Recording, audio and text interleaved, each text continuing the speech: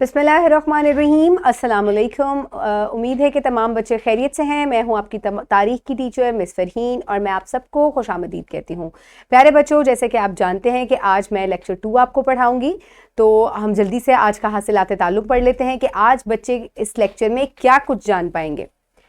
तो आज बच्चे इस काबिल हो जाएंगे कि एहराम मिस्र में मौजूद कमरों का मकसद बयान करें।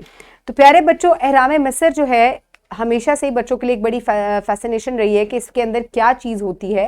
तो बच्चे जो हैं आज जान पाएंगे कि जो उसके अंदर मौजूद कमरे हैं असल में उनका मकसद क्या है। तो प्यारे बच्चों, चले आए एक सरगर्मी से आगाज़ करते हैं जिसमें मैं आपको एहराम मिस्र के जो कमरे हैं उनके मकासद जो हैं वो बताऊंगी और साथ साथ हम हर कमरे को देख भी पाएंगे कि कमरा किधर मौजूद है। तो ये एहराम मिस्र है, ये आप देख सकते हैं। ये अंदर से इस तरह का मालूम होता है, ऊपर नीचे बहुत सारे जो हैं वो कमरे बनाए गए हैं।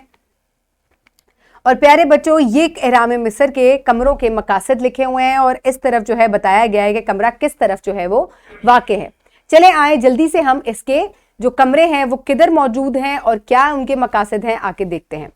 सबसे पहला कमरा जो है, ये सबसे पहले हम ये देख लेते हैं कि कदीम मिस्री लोग अपने बादशाहों को पत्थरों से बनी अजीम इमारतों में दफन करते थे जिन्हें एहराम कहते हैं। तो प्यारे बच्चों, एहराम मिस्र जो हैं वो मिस्र के जो बादशाह हैं उनकी आखिरी आरामगाहें हैं, यानी कि वो उनके मकबरे हैं और उनमें बहुत सारे कमरे हैं। जिन कमरों के क्या मकासद हैं चले आए देखते हैं। सबसे पहला है हवादान, यानी कि जो सबसे ऊपर कमरा बनाया गया है, कमरा नंबर 1, ये हवादान था जिसके जरिए हवा अंदर आती या जाती थी। दूसरा है बादशाहों को दफन करने का कमरा। उसके बाद ये जो दूसरा कमरा यहां मौजूद है, यहां पर बादशाहों की तदफीन होती थी। और जो तीसरे नंबर पे कमरा है, बड़ा और ऊंचा कमरा जो कि बड़े बड़े पत्थरों पर मबनी था और इस कमरे का मकसद मकबरे को बंद रखना था। ये जो तीसरा कमरा है, ये इसका क्या मकसद था कि ये बहुत बड़ा था और बहुत बड़े बड़े पत्थरों से बनता था और इसका मकसद मकबरे को बंद करना, यानी कि सिक्योरिटी था इसका मकसद। चौथा कमरा जो है ये मलका को दफन करने का कमरा था। यहाँ जो चौथा कमरा यहाँ पर बनाया गया है, ये मलका की आरामगाह थी, आखिरी आरामगाह। नंबर 5, दाखिली रास्ता। जो ये 5वां कमरा है, यहाँ से दाखिली रास्ता है, यानी कि यहाँ से एहराम में अंदर आने का रास्ता है। नंबर 6, जेरे जमीन दफनाने का कमरा। और नंबर 6 कमरा जो है, यहाँ से नीचे जाकर अगर जेरे जमीन किसी की तदफीन होनी है तो उसको वहां पर दफन किया जाता था।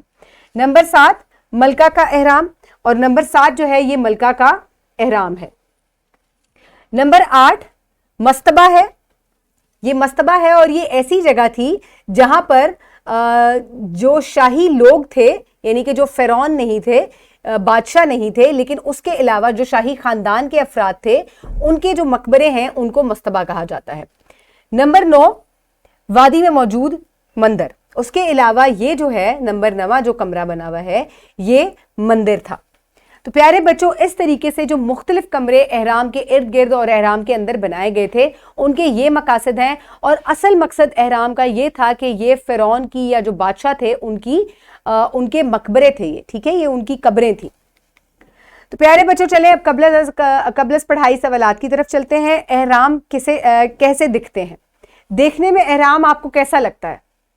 एक बड़ा सा 3D ट्रायंगल है ना, 3 कोनों वाला, जिसकी हर तरफ से साइड्स हैं, है ना।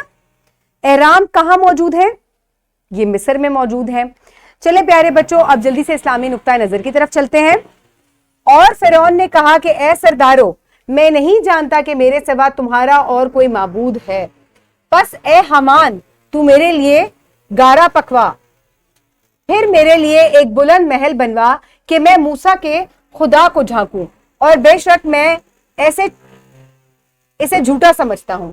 तो प्यारे बच्चों, जैसे कि मैंने आपको पहले भी बताया था कि ये जो आयत हैं ये फिरौन के उस वाक़े की तरफ इशारा करती हैं जो कि उसका कलाम जो है हज़रत मूसा के साथ हुआ और उसके बाद उसने अल्लाह ताला को जो है वो नाउज़ुबिल्लाह झूठा कहा और उसने कहा कि मैं खुदा हूं, यानी कि उसने खुदाई का दावा किया। तो ये जो तमाम आयत हैं ये उस वाक़े की तरफ इशारा करती हैं। तो प्यारे बच्चों, अब आप जल्दी से अपनी किताब में सफ़ा नंबर 11 और 12 खोलें। उम्मीद है तमाम बच्चों ने सफ़ा खोल लिया है। चलें आए अब हम इसकी पढ़ाई करते हैं। अपनी उंगलियां वहां पर रखिएगा जहां मैं आपको पढ़ा रही हूं। मिस्र के अजीम एहराम। बड़े बड़े अहराम फिरौनों के मकबरे के तौर पर बनाए जाते थे। ये अजीम अहराम फिरौनों की लाशों को जंगली जानवरों, सैलाबों और कब्रों के डाकुओं से बचाने के लिए बनाए गए थे। इन अहरामों में खुराक, कपड़े, जेवरात और फर्नीचर भी रखा गया था। मिस्री तहजीब के लोगों का मानना था कि हो सकता है मुर्दों को हूरों की दुनिया में इन चीज़ों की ज़रूरत हो। तो प्यारे बच्चों, असल में अहराम मिस्र जो है ये फिरौनों के मकबरे थे, उनकी कब्रें थी और इसमें इतने सारे कमरे इसलिए बनाए गए कि उन्होंने इनके साथ कपड़े, जेवरात, फर्नीचर, ये तमाम चीज़ें साथ ही दफन की थी। और वो ये सोचते थे, उनका ये सोचना था कि शायद बाद में जो हूरें इनको मिलेंगी तो उनके साथ उनको शायद इन चीज़ों की ज़रूरत पड़ेगी और फिर वो ये इस्तेमाल कर लेंगे।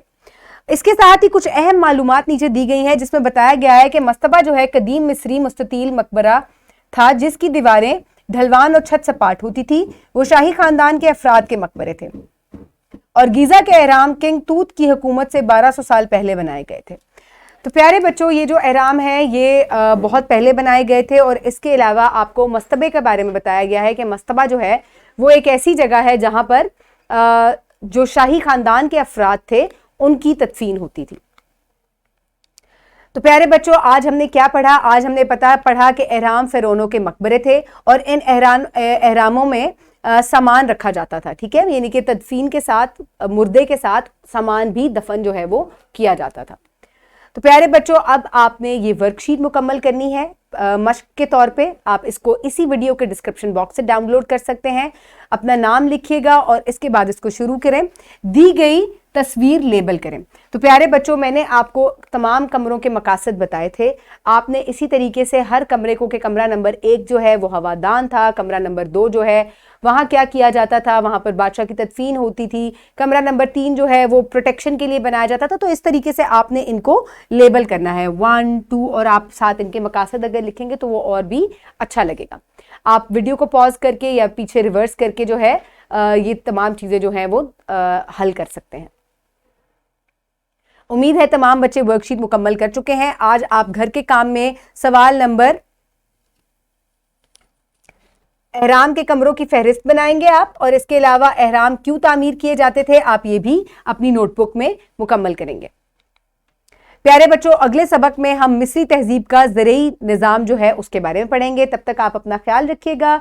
बहुत शुक्रिया। अल्लाह हाफ़िज़।